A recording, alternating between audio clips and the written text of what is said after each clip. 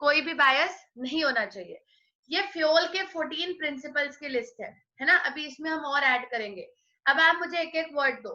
Division of work किससे related बात करता है? स्पेशलाइजेशन। डिसिप्लिन किससे रिलेटेड बात करता है बेटा जी? Rules and regulations. Centralization and decentralization किससे रिलेटेड बात करता है? Decision making. ऑर्डर किस चीज से रिलेटेड बात करता है? Everything, every person, right place, right time. Remuneration of personnel किस चीज से रिलेटेड बात करता है? कि वर्कर्स की सैलरी फेयर होनी चाहिए और उसमें कोई भी बायस नहीं होना चाहिए। स्टेबिलिटी ऑफ पर्सोनल बात करता है कि आप ऑर्गेनाइजेशन में वर्कर को रेजिस्ट करने का टाइम दो, बार बार उसको निकालो मत। अगर आप उसको बार बार निकालोगे तो कौन सा रेशियो बढ़ जाएगा? याद करो अपने दिमाग में फटाफट, कौन सा रेशियो बढ़ जाएगा अगर हम उसको बार बार निकालेंगे? लेबर, करिए करिए, याद करिए, कौन सा रेशियो बढ़ जाएगा बेटा जी अगर लेबर आप टर्नओवर रेशियो। हाँ, लेबर टर्नओवर रेशियो बढ़ जाएगा। ठीक है जी। यूनिटी ऑफ कमांड कहता है वन सुपीरियर वन सबऑर्डिनेट, जिससे कि वर्कर कंफ्यूज ना हो। यूनिटी ऑफ डायरेक्शन कहता है कि अगर सबऑर्डिनेट्स का टास्क सेम है तो उनका ग्रुप बना देना चाहिए, जिससे कि डुप्लीकेशन अवॉइड हो, है ना। यही था। इक्विटी कहता है कि there should be no discrimination on the basis of caste, colour, creed, gender, religion. Initiative कहता है कि वर्कर्स के सजेशंस को वेलकम करो और बेस्ट सजेशन को रिवॉर्ड दो। स्केलर चेन, जिसके पास ज्यादा अथॉरिटी है वो चेन में ऊपर होगा। कम्युनिकेशन की प्रॉपर चेन होगी। इमरजेंसी में ब्रेक हो सकती है सेम लेवल पे। कॉन्सेप्ट का नाम है गैंग प्लान। फिर आता है स्पिरिट डी कॉप्स। चलो बोलो किसके बारे में बात करता है ये? बोलिए बेटा। Teams, no conflicts. No conflict. और ऑर्गेनाइजेशन में क्या होनी चाहिए? यूनिटी। मैनेजर को आई की जगह कौन से वर्ड का इस्तेमाल करना चाहिए? वी। फिर 13th authority and responsibility. Authority means decisions लेने की, बोलिए बोलिए, पावर। शाबाश। रिस्पॉन्सिबिलिटी मींस काम करने की जिम्मेदारी। अगर पावर जिम्मेदारी से ज्यादा होगी तो पावर का क्या होगा? The misuse. अगर कम होगी तो काम अच्छे से नहीं होगा। Both should be equal. Authority and responsibilities should be equal. और last principle, subordination of individual interest to general interest. क्या कहता है ये प्रिंसिपल? सबसे बड़ा नाम है भाई इसका। ये भी यूनिटी का ही था शायद। यूनिटी के दो तो नहीं हो सकते। हाँ, कि और एग्जैक्टली ऑर्गेनाइजेशनल गोल्स पे फोकस करो, अपने इंडिविजुअल गोल्स पे फोकस मत करो, ये कहता है ये principle. Subordination of individual interest to general interest. ये प्रिंसिपल कहता है कि अपने इंडिविजुअल इंटरेस्ट के बारे में मत सोचो, ऑर्गेनाइजेशन के इंटरेस्ट के बारे में ज्यादा सोचो। ये फ्यूल के 14 प्रिंसिपल्स हैं। सेम इसी तरीके से बेटा जी टेलर के 4 प्रिंसिपल्स और 7 टेक्निक्स। नाम बिल्कुल रटे हुए होने चाहिए, तभी आप केस स्टडीज कर पाओगे। 4 प्रिंसिपल्स हैं, 4 प्रिंसिपल्स पिछली क्लास में पढ़े थे। बताओ पहले प्रिंसिपल का नाम।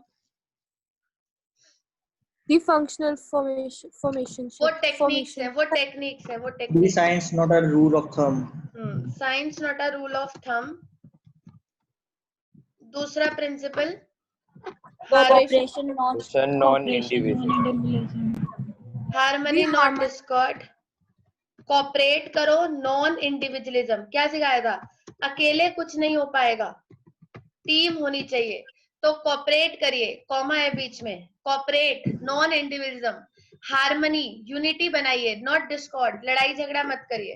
और लास्ट था डेवलपमेंट ऑफ वर्कर, कि वर्कर के डेवलपमेंट के लिए ट्रेनिंग व्रेनिंग दो उसको, जिससे कि उसका डेवलपमेंट हो। ठीक है जी, ये टेलर के 4 प्रिंसिपल्स थे। उसके बाद आएगी पहले वाले का मतलब है कि मॉडर्न टेक्नोलॉजीज का इस्तेमाल करिए, ट्रेडिशनल को छोड़ दीजिए। Everything should be modern. 7 techniques. Number 1 functional foremanship. Functional foremanship में कितने सुपीरियर्स होते हैं बेटा जी? 8। और 8 सुपीरियर मिलके एक सबऑर्डिनेट को इंस्ट्रक्शन देते हैं। Subordinate को। ये फ्यूल के कौन सी प्रिंसिपल के साथ कॉन्ट्रडिक्ट करता है? Unity of The command. Unity of command. शाबाश। फिर इसकी शुरू हो गई थी, फिर एक और बहुत अच्छा था, differential piece wage system, piece wage system. जिसमें 3 चीजें डिसाइड होती है मिताली, क्या क्या? the standard number of unit और low wage rate और high wage rate. अगर आप एक्चुअल में स्टैंडर्ड जितना बनाओगे या स्टैंडर्ड से ज्यादा बनाओगे तो payment will be given according to high wage rate, otherwise payment will be given according to the low wage rate. तीसरा था फैटीग स्टडी। फैटीग स्टडी बताओ क्या थी? वर्कर काम करते करते थक जाता उनकी है, एफिशिएंसी रिड्यूस हो जाती है। तो ध्रुव उसको ये क्या देना पड़ेगा? दक्ष अनुराग क्या देने Regain पड़ेंगे? regain करनी पड़ेगी रेस्टेटर। और अपनी एफिशिएंसी को रीगेन करना पड़ेगा। इसलिए हमें रेस्ट इंटरवल की मानसी 3 चीजें डिसाइड करनी पड़ेगी, नंबर, ड्यूरेशन, फ्रीक्वेंसी और जी हमारा नंबर्स हो गया बाबू। और हमारा क्या? बस 3 ही चीजें हैं, नंबर, ड्यूरेशन और फ्रीक्वेंसी। चलो फैटीग स्टडी के बाद नेक्स्ट आएगी मोशन। मोशन ब्रिक्स वाला एग्जांपल कि वो एक बंदा दीवार बना रहा था। फिर हमारे 3 मूवमेंट्स होते हैं, प्रोडक्टिव, अनप्रोडक्टिव, अनकंट्रोलेबल। अनकंट्रोलेबल।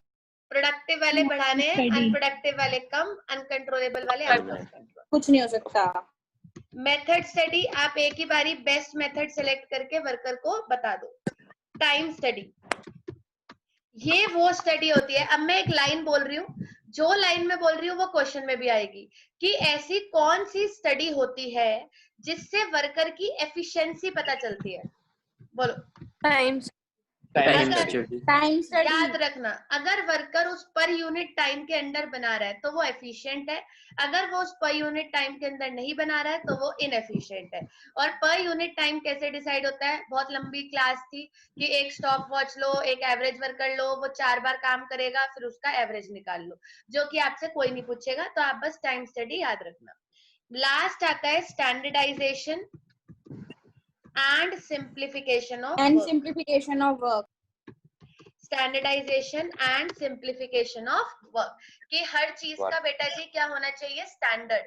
ये मैं आपको रिवीजन दे रही हूँ फर्स्ट और सेकंड चैप्टर का, तो बिल्कुल एक्टिव बैठो। Standardisation and simplification of work, कि हर चीज का स्टैंडर्ड होना चाहिए, क्वालिटी का, प्रोडक्शन का, सेल्स का, फाइनेंस का, एडवर्टीजमेंट का, हर चीज का स्टैंडर्ड होना चाहिए। और काम को कोशिश करिए कि ज्यादा से ज्यादा सिंपल रखिए। और बेटा जी ज्यादा से ज्यादा काम को सिंपल रखने के लिए आपको वेराइटीज को रिड्यूस करना पड़ेगा। एग्जैक्टली। और मैं इसकी बात एक बार और करना चाहूंगी, हार्मनी नॉट डिस्कॉर्ड। हार्मनी, आपस में क्या मेंटेन करो? हार्मनी मतलब यूनिटी, और नॉट डिस्कॉर्ड मतलब कि लड़ाई झगड़े मत करो। ये वाला प्रिंसिपल देखो, ध्यान से देखना जो भी मैं कर रही हूँ, हार्मनी नॉट डिस्कॉर्ड और कॉपरेशन नॉन इंडिविजुअलिज्म, ये दोनों प्रिंसिपल्स बेटा जी फ्योल ने भी दिए थे। ये देखो, हार्मनी, यूनिटी बनाओ, ये रहा स्पिरिट डी कॉप्स, और कॉपरेशन नॉन इंडिविजुअलिज्म, ये रहा subordination of individual interest to general interest. तो ये टीचर आपसे पूछ सकता है कि कौन से 2 प्रिंसिपल्स टेलर और फ्योल के सेम है, तो ये सेम है। और कौन से उल्टे हैं, बिल्कुल लड़ाई झगड़े वाले, वो ये रहे यूनिटी ऑफ कमांड, और इसका कॉन्ट्रडिक्शन ये रहा फंक्शनल फॉर्मेशन। याद रखना, ये क्रॉस लगा रही हूँ, मतलब ये एक दूसरे को कॉन्ट्रडिक्ट कर रहे हैं, उल्टा है, और यहाँ टिक लगा रही हूँ कि ये दोनों एक दूसरे के सेम है। याद रखिएगा मेरी बातों को, कि यूनिटी ऑफ कमांड जो है वो फंक्शनल फॉर्मेनशिप के साथ कॉन्ट्रडिक्ट करता है, जबकि हार्मनी नॉट डिस्कॉर्ड और स्पिरिट डी कॉप सेम है, कि यूनिटी बनाइए, लड़ाई झगड़ा मत करिए। और हार्मनी नॉट डिस्कॉर्ड में टेलर ने एक बहुत इंपॉर्टेंट टर्म दी थी, वो टर्म क्या थी? बहुत इंपॉर्टेंट है वो, बहुत इंपॉर्टेंट। अब आप फटाफट से देख लो कॉपी में, harmony not Discord, mental revolution. D use V instead of I. वो स्पिरिट डी कॉप्स में दी थी टेलर फ्योल ने। There is a need हाँ. of mental revolution. Mental revolution. Harmony not Discord में टेलर ने सबसे इंपॉर्टेंट टर्म दी थी mental revolution, कि लड़ाई झगड़ा मत करो, इसके लिए अपना मेंटल रिवॉल्यूशन करो, अपनी सोच को बदलो। जब आप अपनी सोच को बदलोगे तभी तो बेटा जी लड़ाई झगड़े बंद होंगे ना। तो इसमें टेलर ने एक बहुत इंपॉर्टेंट टर्म दी थी विच इज मेंटल रिवॉल्यूशन, याद रखना हमेशा। और ये स्पिरिट डी कॉर्प्स के सेम है। कॉपरेशन नॉन इंडिविजुअलिज्म भी यही कहता है कि अपने बारे में मत सोचो, ऑर्गेनाइजेशन के बारे में सोचो। और subordination of individual interest to general interest भी यही कहता है कि इंडिविजुअल इंटरेस्ट के बारे में मत सोचो, जनरल इंटरेस्ट के बारे में सोचो। सबका भला अपना भला, ये दोनों यही कहते हैं। ठीक है जी। और यूनिटी ऑफ कमांड और फंक्शनल फॉर्मेनशिप आपस में कॉन्ट्रडिक्ट करते हैं, ये आपको पता लग चुका है। ये कॉन्ट्रडिक्ट तो एक और भी करता था ना कोई सा, आपने बताया था। कॉन्ट्रडिक्ट और कोई नहीं करता, बस यही करते हैं। अच्छा जी, फिर हमने इस चैप्टर में पढ़ा था इम्पोर्टेंस ऑफ पीओएम। अगर आपने याद करना शुरू नहीं किया है तो शुरू कर दो, क्योंकि मैं आपको नोट्स ग्रुप में भेज चुकी हूँ आज। इम्पोर्टेंस ऑफ पीओएम में मैंने आपको बताया था कि एक तो ये यूजफुल इंसाइट्स देते हैं मैनेजर को। यूजफुल इंसाइट्स देने का मतलब होता है कि डायरेक्शंस देते हैं। जैसे यूजफुल इंसाइट समझ में ना आए, ये मैनेजर को क्या देते हैं, डायरेक्शंस देते हैं कि काम को कैसे करना चाहिए, कैसे काम को करना चाहिए उसके डायरेक्शंस देते हैं, यूजफुल इंसाइट्स देते हैं। फिर मैंने कहा था कि दूसरा, ये साइंटिफिक डिसीजन लेने में मदद करते हैं। ऐसा डिसीजन जिसके अंदर कोई भी बायस ना हो, ये easily cope up with situation. आपको पता है कि फ्यूचर अनसर्टेन है, चेंजेस आते रहते हैं, तो ये चेंजेस के साथ इजीली उभरने में हेल्प करते हैं। और लास्ट, ये एजुकेशन और ट्रेनिंग में भी काम आते हैं। जैसा कि मैंने आपको बताया था कि बीबीए, बीकॉम, एमबीए, इन सब पढ़ाइयों में क्या पढ़ाया जाता है, मैनेजमेंट ही तो पढ़ाया जाता है। What is MBA? Masters in business administration. तो आपको मैनेजमेंट ही तो सिखाएंगे ना बेटा जी, है ना, मैनेजमेंट ही तो सिखाएंगे। और जब आपको मैनेजमेंट सिखाएंगे तो यही प्रिंसिपल्स दोबारा पढ़ाएंगे। इसमें दो तो पढ़ाएंगे ही पढ़ाएंगे, टेलर फ्योल, 5-6 और आ जाएंगे। ऐसे बहुत सारे हैं, टेलर फ्योल ही थोड़ी है। तो जितने होते हैं फिर सारे आपको पढ़ा देते हैं और उस तरीके से आपको मैनेजमेंट सिखाते हैं। इसे बोलते हैं इंपॉर्टेंस ऑफ पीओएम, मतलब कि प्रिंसिपल्स ऑफ मैनेजमेंट। चैप्टर 1 की बात फिर बाद में करेंगे, आज चैप्टर 2 की केस स्टडीज शुरू करते हैं। पीडीएफ फाइल खोलती हूँ मैं, एक सेकेंड मेरे पे। दी वो ग्रुप वाली नोट्स फेयर है ना, प्रिंट करा लूं? हाँ जी बच्चे, वो फेयर है, वो फेयर है, वो आप प्रिंट करा सकते हो। एक सेकेंड मुझे दे दो, मैं आपके आगे केस स्टडीज खोलती हूँ। आप कॉपी से बेटा जी एक बार फटाफट से रिकैप ले लो टेलर और फ्योल के प्रिंसिपल्स का। और फिर दी इको के नोट्स। इको के नोट्स बेटा जी हम हैंड रिटन लिखवाते थे, लेकिन अब हम आपको दे देंगे उसका पीडीएफ अरेंज करके। ओके। दिमाग की इस ऐप में कोई दिक्कत है, ये ज्वाइन ही नहीं होता, इसमें पता नहीं क्या दिखाता रहता है उल्टा। चलो कोई नहीं, अभी फिलहाल चलिए चैप्टर 2 की केस स्टडीज शुरू करेंगे।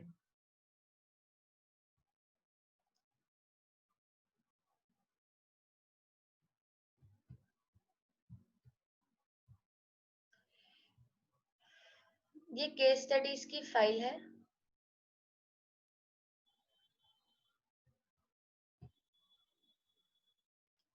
आई गेस विजिबल है, ठीक है जी। चैप्टर 2 पे चलते हैं।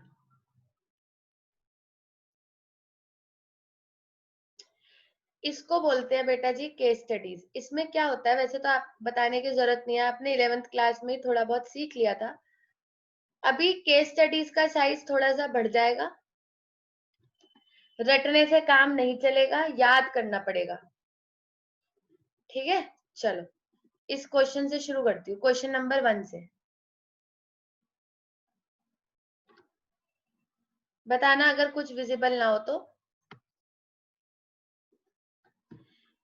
सबसे नीचे जाना पड़ेगा, case studies chapter 2 principles of management, आपको दिख रहा होगा स्क्रीन पे।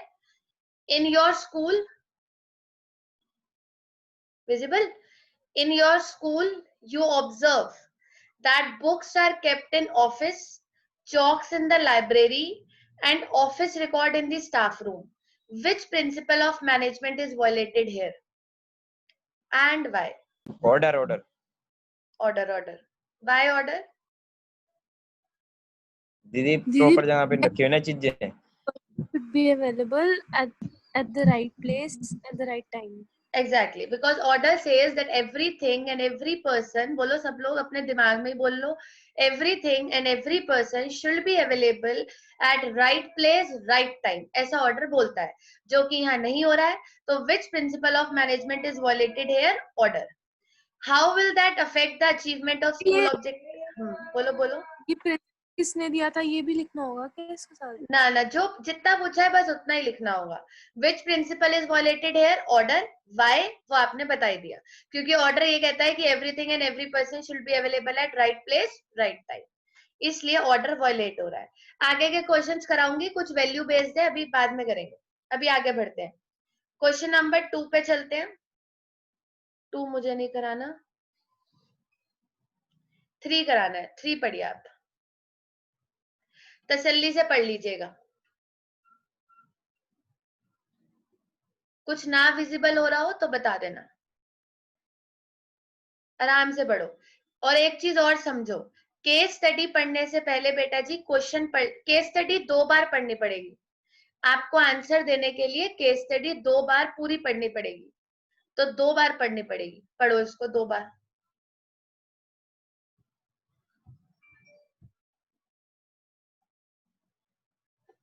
एक मिनट में आ रही हूं मैं, आप आंसर ढूंढ लीजिए इसका, और कॉपी में लिख लीजिएगा, क्योंकि ये मैं आपको प्रिंट आउट करा के दूंगी, तब आपको आंसर्स की जरूरत पड़ेगी. क्वेश्चन नंबर 1 का आंसर लिख लीजिए ऑर्डर. क्वेश्चन नंबर 3 का आंसर लिख लेना, वहां पे जहां पे भी आपकी कॉपी है वहां लिख लो क्वेश्चन नंबर 3 का आंसर क्या है.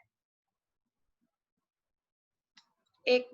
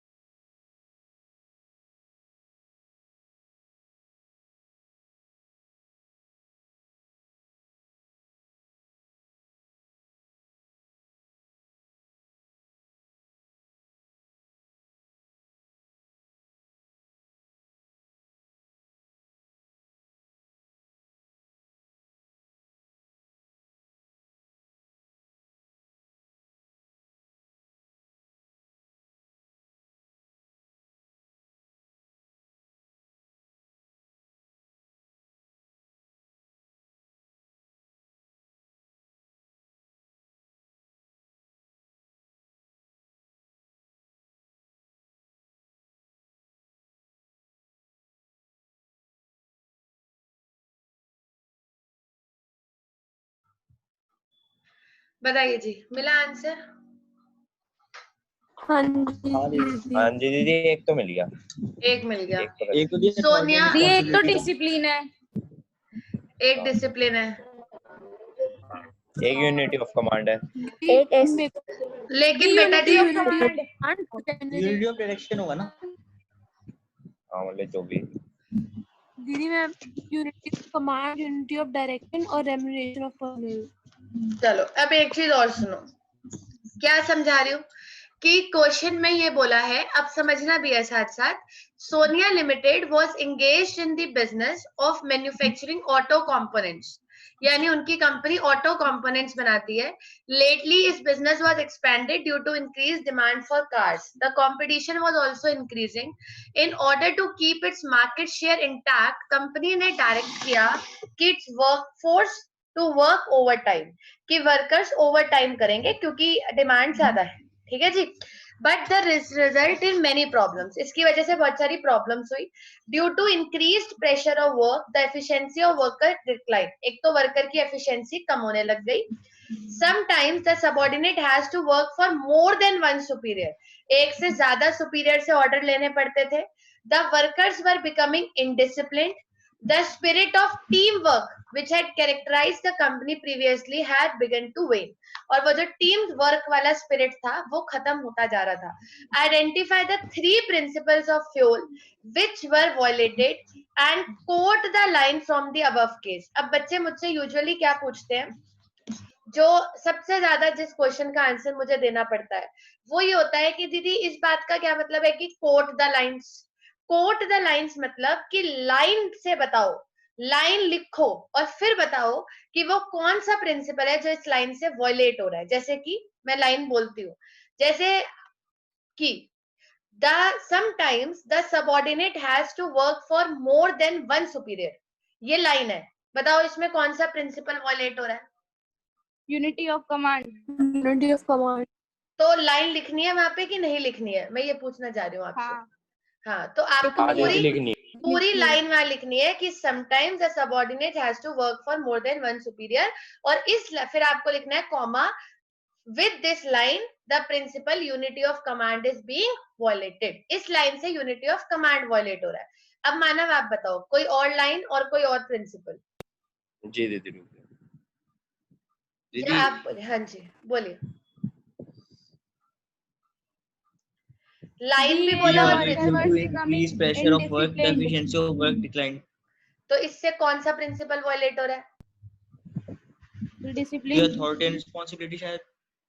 बट इसमें तो बेटा जी पावर और जिम्मेदारी की कोई बात ही नहीं हो रही कि पावर और जिम्मेदारी इक्वल होनी चाहिए, ऐसी तो कोई बात नहीं. लेकिन इनके ऊपर रिस्पॉन्सिबिलिटी ज्यादा आ गई ना, मतलब काम करने की. तो इट्स नॉट रिस्पॉन्सिबिलिटी ज्यादा नहीं आई है, बस आपको काम ज्यादा देर करना है. काम तो उतना ही करना है ना, और कोई पावर की तो बात नहीं हो रही ना बच्चे. ये अथॉरिटी एंड रिस्पॉन्सिबिलिटी तो नहीं है. हाँ ये जरूर बोल सकते हो कि the workers were becoming indisciplined. अब बताओ इससे कौन सा प्रिंसिपल वॉयलेट हो रहा है. डिसिप्लिन मेरा तो ठीक है. डिसिप्लिन वॉयलेट हो रहा है. और लास्ट लाइन एक और पढ़ो, the spirit of team work. ये स्पिरिट ऑफ टीम वर्क खत्म होता जा रहा है. ये कौन सा प्रिंसिपल वॉयलेट हो रहा है. Spirit corps. तो ये देखो आंसर. अभी हम आपको सब कुछ दिखाएंगे, डोंट वरी. आपको लाइंस ऐसे कोट करनी है. देखो नीचे आपको दिख रहा होगा यूनिटी ऑफ कमांड लिखा है, फिर उसके नीचे लाइन लिखी है, फिर डिसिप्लिन लिखा है, फिर लाइन लिखी है, फिर स्पिरिट कॉप्स लिखा है, लाइन लिखी है. तो ये 3 प्रिंसिपल्स वॉयलेट हो रहे हैं, यूनिटी ऑफ कमांड, डिसिप्लिन और स्पिरिट कॉप्स. अब हम रुकेंगे. अब आप बताओ वो बेटा जी, अब आप डाउट्स बताओ कि दीदी मुझे इस लाइन से ये लग रहा था तो इस लाइन से ये क्यों नहीं है. ये चीजें आपको पूछनी चाहिए. 11th वाले भी पूछते हैं, वो आपसे छोटे हैं, और जबकि बेटा जी आप तो पहले से जानते हो तो आप तो और आराम से पूछ सकते हो. तो जो भी आपको क्वेरी आती है मेरा वो तो पूछिए. सारा सही था, मैं तो क्या ही पूछूं. सारा सही था. चलो बहुत इंटेलिजेंट, सुपर. चलो लेकिन एक चीज, मेरे को डायरेक्शन लग रहा था. यूनिटी ऑफ डायरेक्शन बेटा जी फॉलो करना चाहिए. वो कह रहे हैं कि कौन सा प्रिंसिपल वॉयलेट हो रहा है. Subordinate has to work for more than one superiors. एक सबऑर्डिनेट को एक से ज्यादा सुपीरियर के लिए काम करना पड़ता है. तो कौन सा प्रिंसिपल वॉयलेट हो रहा है. Unity of command. डायरेक्शन तो ये बोलता है कि ग्रुप बना दो सबऑर्डिनेट्स का. आप ये बोल सकते हो कि यूनिटी ऑफ कमांड वॉयलेट हो रहा है, मतलब वो फॉलो नहीं हो रहा है. हाँ जी. और दीदी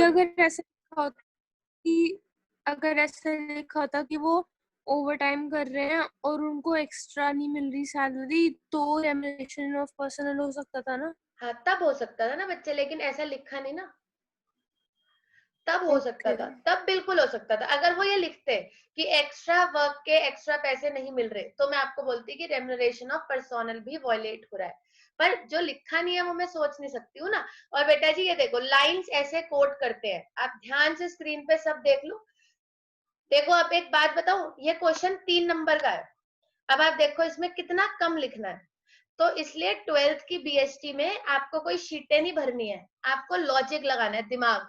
आपको इसे दिमाग लगा के सोचना पड़ेगा कि कौन सा प्रिंसिपल है. लिखने का ज्यादा नहीं है, लिखने का ज्यादा नहीं है. अच्छा एक चीज और, उन्होंने ये बोला था बेटा जी, मैं आपको सारी चीजें समझाना चाहती हूँ इसलिए थोड़ा सा टाइम लग रहा है. उन्होंने बोला था आइडेंटिफाई एनी 3 प्रिंसिपल्स. अगर वो बोल देते ना आइडेंटिफाई एंड एक्सप्लेन, तो मेरा काम बढ़ जाता। फिर मुझे यूनिटी ऑफ कमांड भी एक्सप्लेन करना पड़ता, डिसिप्लिन भी एक्सप्लेन करना पड़ता और स्पिरिटी कॉर्प्स भी एक्सप्लेन करना पड़ता। लेकिन फिलहाल उन्होंने कहा है कि सिर्फ आइडेंटिफाई करिए, तो हमने आइडेंटिफाई कर दिया। बोर्ड में बेटा जी जो मास्टर बैठा है ना वो आपको जानता नहीं है, तो इसलिए वो तो अपनी लैंग्वेज को पकड़ेगा कि टीचर ने लिखा आइडेंटिफाई तो आइडेंटिफाई करना है, लिखा आइडेंटिफाई एंड एक्सप्लेन तो एक्सप्लेन भी करना है। अगर उसने बोला है कि लाइन्स कोट करो तो करो, नहीं तो ज्यादा होशियार नहीं बनना, फिर लाइन्स कोट नहीं करनी है। तो जितना बोला जाए उतना करिएगा। आगे बढ़ते हैं। और ये आप समझ गए कि क्वेश्चन में रट्टाफिकेशन से कुछ नहीं होगा। आप 14 प्रिंसिपल खोलो और रट लो, उससे कुछ नहीं होगा।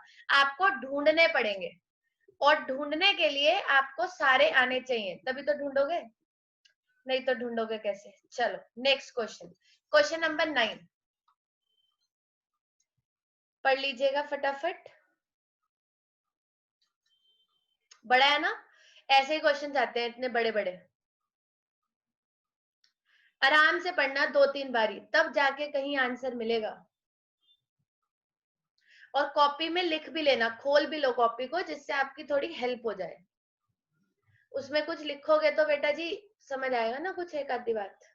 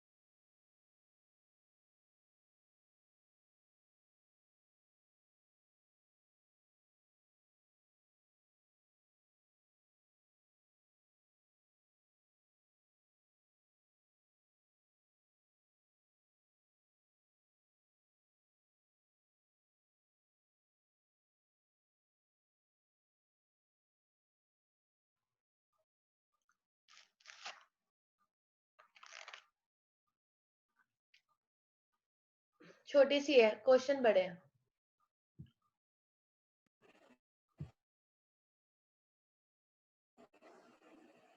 दीदी सर दी एक तो रेम्यूनरेशन ऑफ पर्सोनल है, ठीक है, और डिवीजन ऑफ वर्क, ठीक है, हाँ दीदी। और सेकंड बी पार्ट में इक्विटी वायलेट हो रहा है, इक्विटी लाइन में that she is more biased towards female employees. तो ये वायलेट हो रहा है या फॉलो हो रहा है? दीदी वायलेट बी violate। पार्ट है इसका, सेकंड पार्ट जो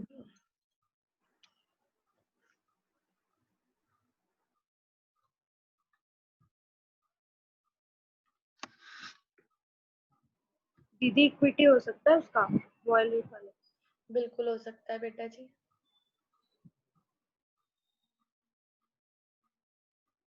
बड़ा बड़ा लिखा है, बायस्ड है। बहुत आसान है केस स्टडी तो। Radhika opens a jewellery showroom in Jaipur after completing a course in jewellery designing. देखो मैं क्वेश्चन पहले पढ़ लेती हूँ, मेरी आदत ये है कि पहले क्वेश्चन पढ़ लेना चाहिए, जिससे कि जब केस स्टडी पढ़ रहे हो तो ये तो पता हो कि ढूंढ क्या रहे हैं। पागलों की तरह पढ़ रहे, पता है नहीं ढूंढ क्या रहे हैं। तो फर्स्ट पॉइंट कह रहा है कि identify and explain the various principles that are being applied by Radhika.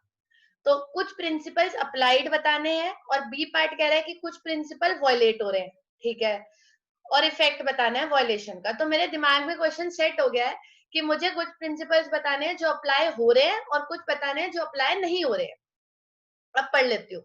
तो she has employed 11 persons in her showroom for greater productivity she divides the work. तो एक तो यही खत्म हो गया। बोलिए मैन ऑफ कौन सा है? अनुराग कौन से हैं? Division of work. हाँ, Division of work. यही खत्म हो गया. She divides the work, principle हो गया. डिवीजन ऑफ वर्क देखो कितना आसान है. तो she divides the work into small task. इतना लिख के क्या लिखोगे? Division of work. Each employ is trained to perform his or her specialized job. तो शी से लेके जॉब तक डिवीजन ऑफ वर्क हो गया. The salesperson are allowed to close a deal with the buyer by giving maximum 10% discount. और आगे का decision जो है वो राधिका लेगी एज अ फाइनल अथॉरिटी. बताइए कौन सा प्रिंसिपल है? वो authority.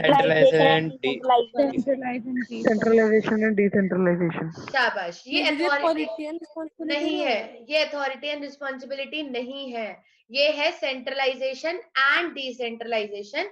कि राधिका रूटीन डिसीजन तो ले सकती है, पर अगर क्रिटिकल डिसीजन है, मतलब सेल्स पर्सन रूटीन डिसीजन ले सकता है, पर जो क्रिटिकल डिसीजन है वो कौन लेगा? राधिका खुद लेगी.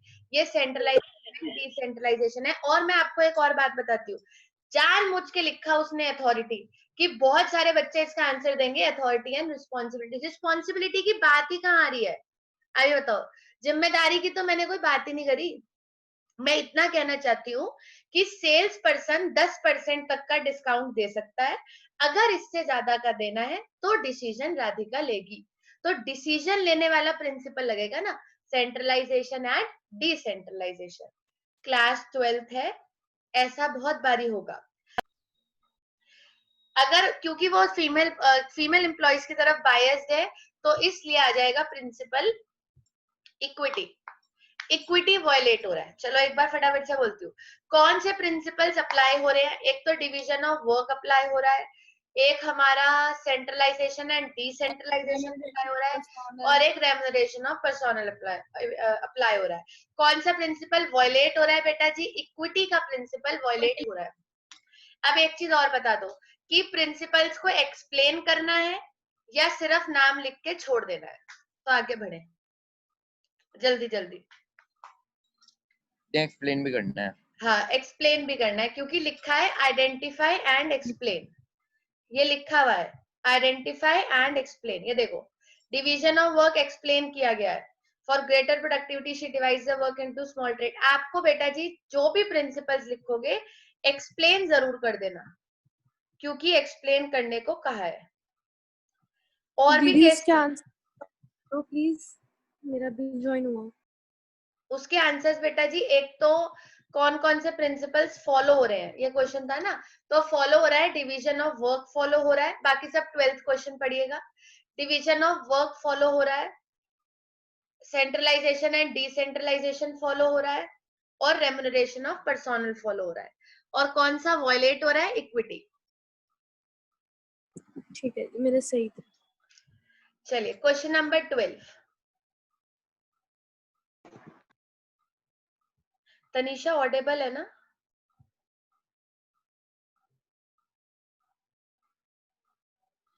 हाँ जी दीदी. अच्छा, वो आपका पहले नहीं हो रहा होगा. चलो करो. 12th क्वेश्चन, लास्ट क्वेश्चन है आज का. एक दिन और करेंगे केस स्टडीज, जिससे आप थोड़े परफेक्ट हो जाओ. अभी टेलर की तो आई नहीं, आज तो फ्यूल की हुई है. मैं आपको पहले ही पीडीएफ सेंड कर दूंगी. State any one principle of management given by fuel and one characteristics of management mentioned in the above case. दीदी ऑर्डर हो सकता है प्रिंसिपल फ्यूल का? हाँ, ऑर्डर प्रिंसिपल फ्यूल का है. हाँ जी, मतलब इसमें अप्लाई.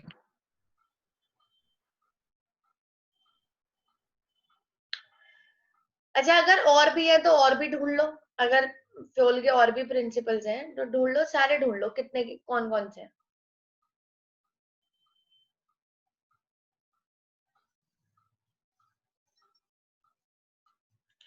मैनेजमेंट का एक कैरेक्टरिस्टिक्स भी ढूंढना है, उसे मत भूल जाना.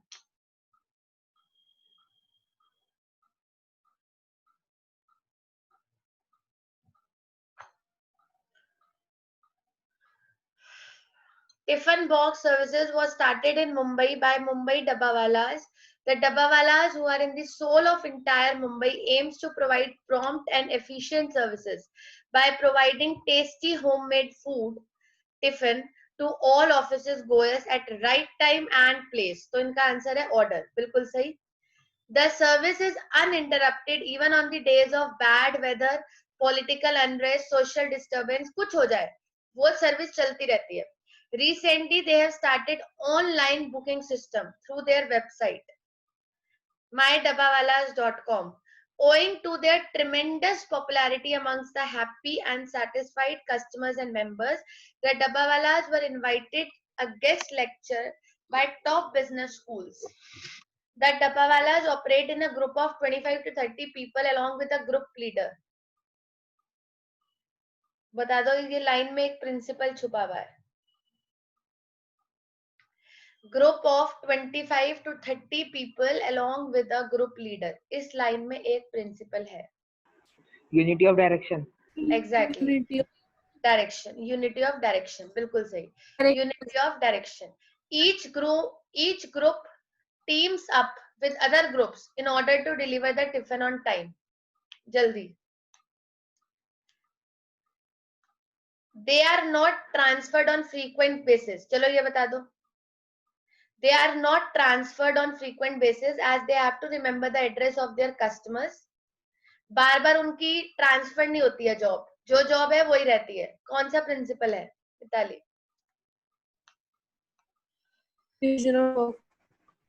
बोलिए बोलिए बोलिए बोलिए बोलिए. Stability of personnel. Exactly, stability of personnel.